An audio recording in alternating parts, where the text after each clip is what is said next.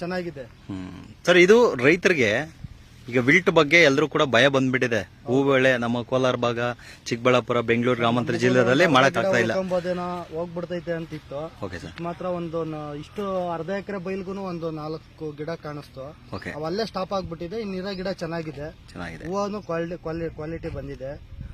ಈ ಒಂದು ಪ್ರಾಡಕ್ಟ್ ರೈತರು ಯೂಸ್ ಮಾಡಿದ್ರೆ ಅವ್ರಿಗೆ ಇದೇ ರಿಸಲ್ಟ್ ಯೂಸ್ ಮಾಡಬಹುದು ಸರ್. 100% ರಿಸಲ್ಟ್ ಯೂಸ್ ಮಾಡಬಹುದು. ಯಾಕಂದ್ರೆ ಇದು ಕಣ್ಮುಂದೆ ರಿಸಲ್ಟ್.